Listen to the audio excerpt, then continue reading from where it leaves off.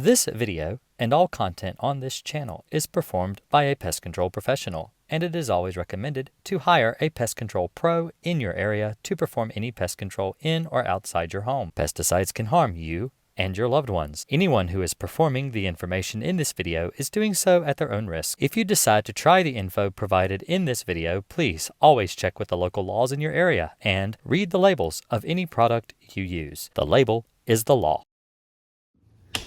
All right, so you guys been watching this new series I've got. Chapin sent me a whole bunch of stuff. So I'm going to break in here real quick, and I'm going to say that it's not Chapin. It's pronounced Chapin. I was actually contacted by one of their salespeople, and they explained to me that it's not pronounced Chapin, it's Chapin, because all these videos have already been recorded. Thanks. Whole bunch of stuff. And we're going to review it, let you know what we think about it. So along with these sprayers, all these sprayers, they sent me this little thing right here too. I've never used one of these. I've had people tell me they're really good. I've never used them. I don't know. But let's take it apart and see how it works. So start with unscrewing the lid.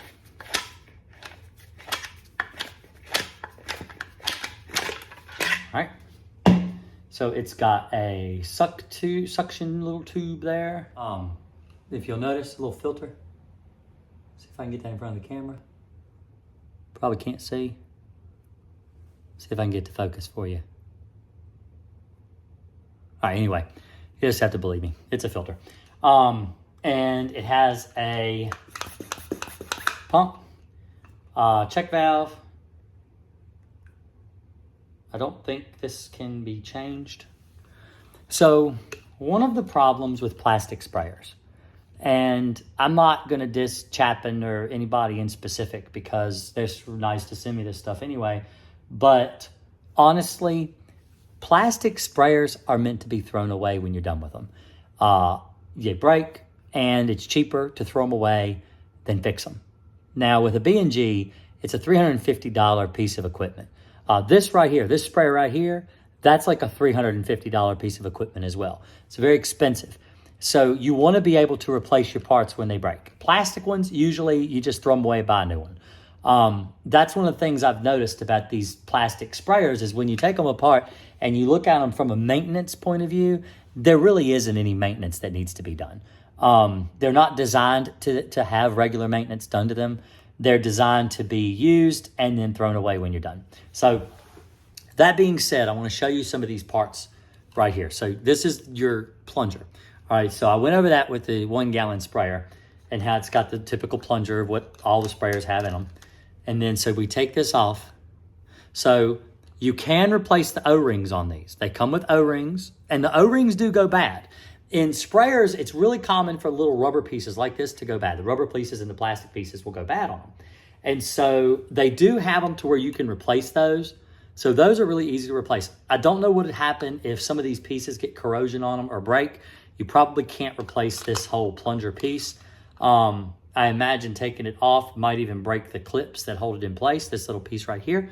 But personally, I mean, unless you know better in the comments below, I would be pretty welcome to any comments below to let me know if you've ever actually done maintenance on these before, if you fixed them or replaced parts. I imagine that the trouble to replace the part, it wouldn't be worth it to do that. It would be better just to buy a new one. So anyway, there's your plunger. It fits really well in this little plastic tube. Check valves right here. Now that's one thing that goes bad in a B&G all the time is a check valve. And you're always having to replace a check valve. So this is this little rubber piece. So what this piece does is it opens and shuts. See how it opens? What happens is it allows the air to go into the tank, but not come back out. It shuts when the air goes in. So that way it builds pressure. Now these will go bad. These will swell up depending on what type of chemical you use in these. They can swell up, they can get corroded, and they can go bad. And so this is probably going to be the first failure of the piece of machinery. And I don't know, honestly, I will look it up before I post this video. And if possible, I'll post a picture of replacements and show what they cost if you have to replace one. But they don't come out very easy. I imagine if I try to take this one out, it's going to break it. And so I want to make sure that I test it first and show you what it does before I break it. So It also has this little piece here that comes off. Just like on the other sprayer. So when you pump it up and you put pressure in, all you have to do to release the pressure and release the chemical, it sucks up from this tube, it comes out through here, and it just, see how that moves? It allows the chemical to come out with pressure. So I don't know. In fact, I just got an idea. Let me check something. If you have a Chapin sprayer, like the gallon sprayer that I showed, let's see if the parts are interchangeable. So it would be pretty neat if you could take the tip off of this one and replace it on that one. So if you watched my first video, I recommend you go back and watch it if you haven't. So here is the, sit these on this bench. I got my camera on a bench. So anyway, you got this little piece here, okay? And this is the little piece that goes on right there, the gasket. So let's take this off and see if this will fit. Because that'd be pretty neat. Because then you could turn a straight shot, which is this. This is the same tip. If you'll notice, it comes with the same tip right there. This is actually from the Chapin sprayer. So that's an extra piece they send with it. Let's go and take this off, which means this should be interchangeable with the brass tip. So you could actually take this off here and then put this piece right here on. So that's pretty cool. So the parts are absolutely interchangeable. So now if you put this on here, look at that. Now you got a brass tip. That's really fancy. All right. But if you don't want the brass tip, let's see if we can put on this tip, because this would be pretty neat if you could. So it's not, this is actually a tip. This does not come apart. This is just one tip. It's not like the one that comes on the other sprayer where this actually is removable. So what we're gonna do is we're gonna see if we use this nut, which is from the Chapin sprayer, this one, off of the tip, we take this nut and this piece, and then we put this piece on. So let's see, let's put our little rubber gasket right here. Oh no, it fell. Here, put that on. This is real. This is not like your typical, YouTube, look at this product review kind of thing. I'm making mistakes and I'm not cutting either. I'll cut some stuff, but I ain't cutting much. All right, let's see. Oh my goodness, it fits. Oh, that's a game changer there. Let's see how tight it gets. Oh my goodness, it works. That is pretty sweet. So there you go. Now you've got a fan spray on something that didn't even come with a fan spray attachment. That's pretty impressive. So I am going to actually use this with all these attachments that came with this sprayer. I'm going to use them with this. And we're going to see how well this can actually use the parts that come from this, which will be pretty cool to see. So you saw what this does. You saw what all these do with this. So we're going to see how this will actually, this little sprayer, this little teeny sprayer that is really compact. Honestly, this is a pretty neat thing. If this works the way I think it's going to work, I would absolutely recommend one of these for the do-it-yourselfer. And the reason being is one of the biggest questions that I get on my channel is, do I need to use an entire gallon of Crossfire? Do I really have to use an entire gallon? I don't have a very big house. I don't want to have to mix an entire gallon of pesticide and then let the pesticide sit. It starts to go bad. It's not going to be as effective. What do I do? How do I do it? Now, a lot of people will just wait and just use it, and then it's not as effective. But this allows to be able to mix less chemical. You can do the whole job and then rinse this out. Just keep it on a shelf, nice and clean and ready to go. And then you can always just mix a little more if you want to treat again. That's pretty cool. So I would absolutely, if this works the way I think it will, I would absolutely recommend this for the do-it-yourselfer. This is absolutely something that you're going to want to probably get your hands on and give it a shot, because it's so cool. It's got a graduated side here. You can see it. It's not like this sprayer here where it's all, you see how you can kind of see the graduations on the side, but it's very difficult to see. You almost have to color it with a marker to be able to see the markings and how to actually mix the chemical on the side. But with this here, you can see it. Now, it's ounces. So it's got 12 ounces at the bottom. That's 12 ounces. So that's almost as much Crossfire, because Crossfire is 13 ounces to a gallon. Total is 48 ounces. So this is not going to make a gallon of Crossfire. This is going to make quite a bit less. But I think what I would do is I would mix the Crossfire in a gallon container and then pour it in here up to the 48 mark and use it that way. That's what I would do personally if I was going to use it. So that's about all I need to review of this. We took it apart, basically an unboxing that wasn't boxed, because this did not come in a box. I mean, it came in a box, came in a big old box that's over there with all this other stuff just loose in there. So let's get to treating with it and we'll see what it does, what it can do, because this is pretty neat. This is pretty neat. All right, so by the magic of television, I have actually gotten myself my sprayer filled up with water. Now, this is all the water I'm going to be using for these demonstrations. It's 48 ounces. I think that should be plenty. I don't like to fill my tanks full with water. The reason I don't like to is because I feel like it doesn't give a very accurate representation of the way a sprayer will treat if the sprayer is filled full. Because if a sprayer is filled full, it is going to do the best job it can do. But as the sprayer starts to lose pressure and it starts to lose chemical, and the chemical is not pressurized very much at all, you're not gonna get as good of a treatment. And I like to see how my equipment is gonna react when the pressure is low. So when you're pumping it up, we're gonna see how well it actually works with pressure. So this is the way it comes. This is the way this little sprayer comes, okay? So what you have to do is you have to pump. Now this is full and I'm kind of nervous because I'm doing this in my living room. So let's pump it up. Now this is full. This is actually full. But the other sprayers I'm gonna use with only the 48 ounces.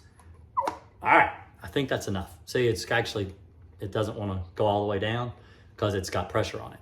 All right, so let's see how well. Now this is the tip that comes on it. So we're gonna use this piece of cardboard because I think that this will actually be pretty good for a test to see how it works, because cardboard will show the water. So let's go ahead and spray. So that's a cone. You see how it does that? That's a cone shape, all right? That's probably not something I would use for general pest control at all. So let's go ahead and loosen it. All right, there we got a jet stream. That's actually pretty good. It's making a mess, leaking all over the floor. My wife's gonna be mad, but she's not here to get me in trouble. So anyway, that's actually that's a lot of chemical. It's also not going in a crack, it's a surface. Most of the time with a pesticide, you're gonna wanna treat a crack. So if we treat this crack of this door, which my second camera will pick up, and you hold it like this, let's see how well it can aim. That's not too bad. It doesn't put out too much product, it stops. This is one of the things I've noticed. It actually stops when you take your finger off of the trigger. That's something that doesn't happen with a lot of stuff. Usually with your sprayers, when you let this thing go, it leaks everywhere. It still comes out. So I would absolutely use this just the way it is. But what I want to see, and what I'm sure everybody else would like to see, is let's put this fan spray on here and see if it actually works. So I don't know how to let the pressure off. I hope that I think I can take the tip off. Oh, nope, you can't. So if I take this tip off, it's gonna leak water everywhere, which you just tried to do. So you cannot change the tip unless you release pressure. The only way you can release pressure on this sprayer is to actually loosen the lid. So let's loosen the lid, let off all the pressure, and then we'll take this tip off. I think I can let the tip off. I hope I can let the tip off now. There we go. Now the tip came off. So there's the tip that comes on this little sprayer. So we're gonna put this one on. So let's go ahead and we'll do that. Man, I got a mess all over the floor now. Like I said, my wife's not here, so I can't get in trouble, which she don't see. As long as I can get it cleaned up before she gets home, then I don't get in trouble. So let's go and put this fan spray back in here. All right, so now I've got it actually facing like this. So it's gonna go spray out like that instead of like this. It's gonna spray like this. So let's go ahead. Oh, no, that doesn't work. Okay, so it does not work with other tips. Watch. You ready? So it just dribbled everywhere. So the tips are not interchangeable. They do not work. I thought it would, but it does not. So if anybody from Chapin sees this video and they want to tell me maybe I did something wrong in putting it together, but it does not. And I think that is specifically because this spray tip has a special piece of white plastic in it. Do you see that white? That actually is designed to seat with this. So this goes up against that, and that's what keeps it from leaking everywhere. So, and because this is one solid piece as part of this little attachment here, and I don't think I can put anything else over this. So that is about it. Probably we'll be able to put the brass tip on. Let's try that, see how that works. Because that is interchangeable with that little black plastic piece. So let's try that.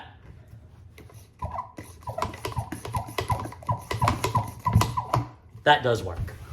So that actually does. Let's see how it sprays. Let's look at the box because I can't see it. Oh, that's like a mist. That's like a fog almost. Let's loosen it up. Okay, so it does have a little jet stream like that. So that works. That actually works. That's absolutely interchangeable with the little black piece. So take that for what you will. And stay tuned and I'll rate what I think of this sprayer. So this is going to be an interesting review because me and Captain, this is my dog, Captain Jack Sparrow, we're going to review this sprayer right here. This is really great for the do-it-yourselfer. I think it's fantastic for low volume. You don't have to worry about mixing a whole lot to use it. It's very, very beneficial in that you don't have to mix, a whole gallon. It only holds 48 ounces. So that's really good. As far as repairs, I don't expect many of these sprayers to be able to make repairs. I just don't think that they're designed that way. They're made out of plastic and they're designed to be thrown away. So once you're done with them, if they start to break, you throw them away, you buy a new one. That's just how I get, that's the impression that I get with Chapin products when it comes to plastic. That's all plastic sprayers, not just Chapin sprayers. Don't you agree?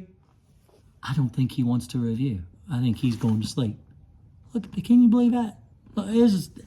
I pay him good bucks, and here he is just sleeping. Just sleeping. He don't want to talk about the review at all. Anyway, as far as, let's put it right here. There we go. If you want me to give you an honest review, though, out of 10, I'd probably rate it about a 9. Honestly, it has really good pressure. The only reason I'm not giving it a 10 out of 10 is because of the inability to replace parts.